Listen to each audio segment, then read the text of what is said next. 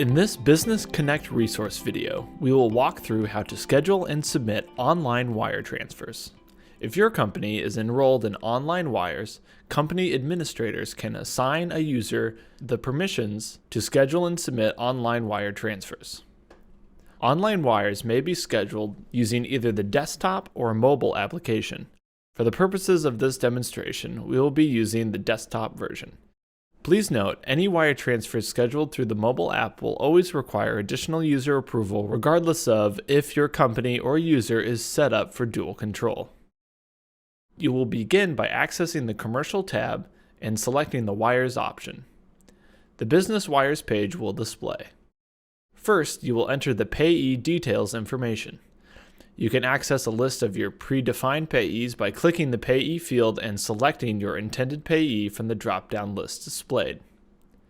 Once selected, the payee's payment details will auto-populate. If you have not yet established your intended payee, you may add the payee by selecting the Enter Payee Manually option. A menu will display, allowing you to add the new payee details and payment method. For further information on adding or updating a payee, please review the Payee Management resource video. Continue by selecting your Heartland Bank funding account. Once selected, the company name will auto-populate. Then enter the dollar amount of the wire and the send-on date. The send-on date will default to the earliest available date, but you can schedule a wire for a future day by selecting the calendar icon. The originator to beneficiary info section is optional and can be used if you wish to add additional remittance detail for the payee. Once you've reviewed the payment summary on the right-hand side, select Confirm Payment. A pop-up will appear for you to review the details of the wire. If you need to edit your wire, select Cancel to return to the previous page, or if confirmed, select Submit. Next, you will be prompted with a security verification step requiring you to enter your secure token code. Once verification is complete, the screen will display a message stating "Sent wire successfully." If you need to send an additional wire, select Submit another wire, or to view the details of the current wire, select View Submission Details. If finished, select the X to close. If your company or user is set up with dual control requirements, a screen message will display stating the wire submission has been saved by the system but will require authorization from another user before it's accepted for processing. At this time, another user will need to log in and proceed with authorization.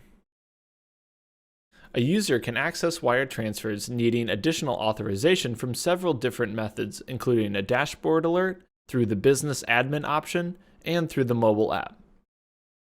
On the dashboard, an alert will be displayed indicating a pending wire needs to be authorized. The user can review and approve pending transactions by selecting View within the alert. The user is then directed to the Authorizations section, and all pending wire transfers will display with the status of Needs Auth. The user can review the details of the wire by clicking on it and then proceed with authorization by selecting the checkbox next to the wire and selecting Authorize. The user will be prompted to enter the secure token code and select Verify.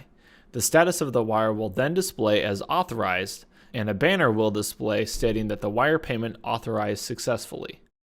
Another method is to access the Commercial tab and select the Business Admin option. The Authorizations tab will display, and requests requiring authorization will be broken down into categories by ACH, external transfers, internal transfers, and wires. Selecting the Wires option will show all pending requests.